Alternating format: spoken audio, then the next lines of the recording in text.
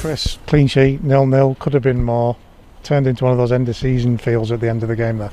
Yeah, it did. Can't deny that.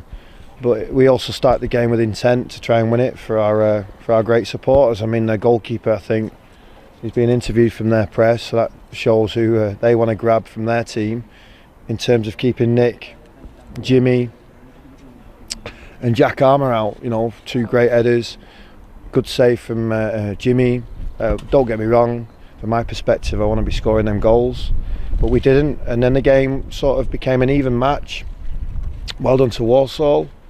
They played some good football in parts of that game, and they took the game professionally, but overall nobody could break the deadlock.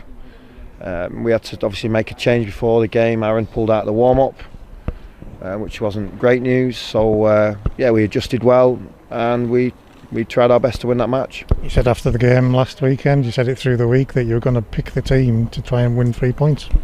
Yeah, and you can see Walsall did the same thing. So, you know, I think a lot of maybe outside interest tries to shut down these type fixtures. You know, Sky Sports are here today interviewing me, so why are they here? You know, the game's classed as what we would all call a dead rubber, but you know, there's players on the pitch giving everything to try and achieve something. So yeah, we didn't quite have the quality in the end to break them down, but in the first half we should have scored really. Another game unbeaten at home, that's something else that you wanted?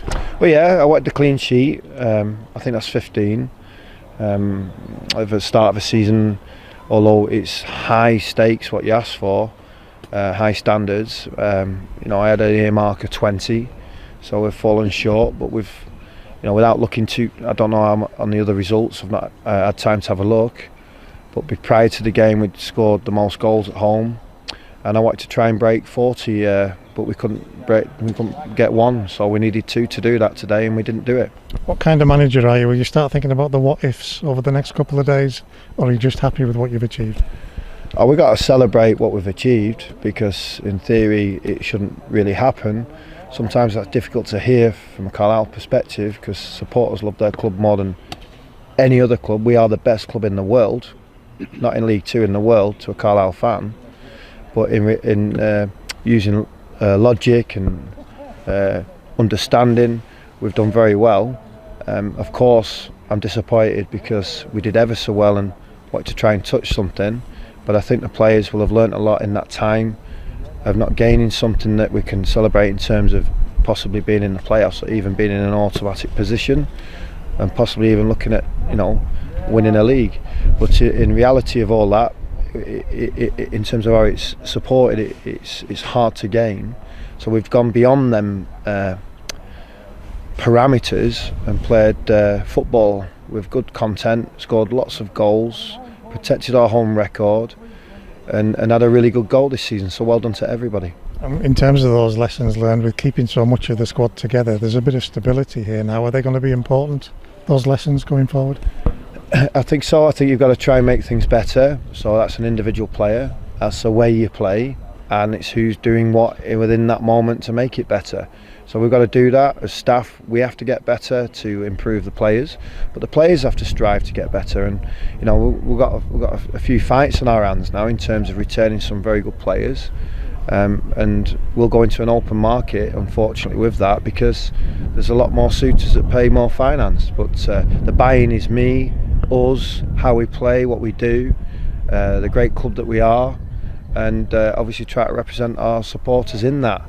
And that's what we've got to try and battle now. You know, it's the football's stopped, now it goes into phone calls and lots of negotiations. You said before, think back to where we were when you took over. We've got this 10th place finish now.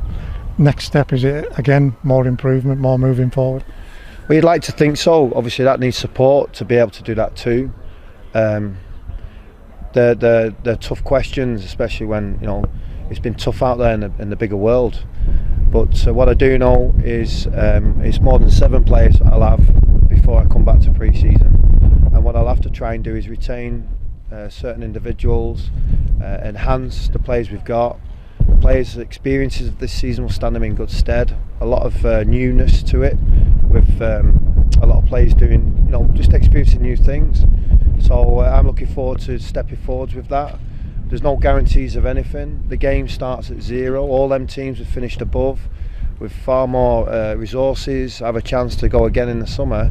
So we've got to make sure that we compete against them teams and get beyond that line in terms of where it is. But I'm an ambitious person, a person that likes winning.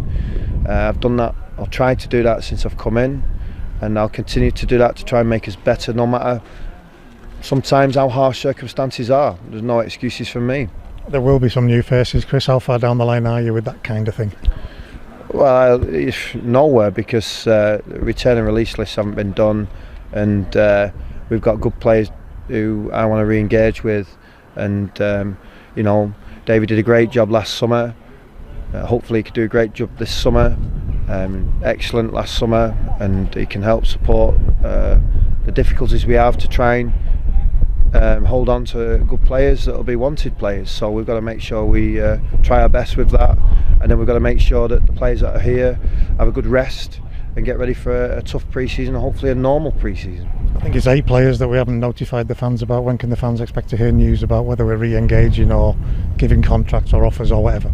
Well, not 10 minutes after we finished the last game. Good answer. Can they expect that in the next week or so? Yeah, I would have thought so, yeah. Thanks for your time.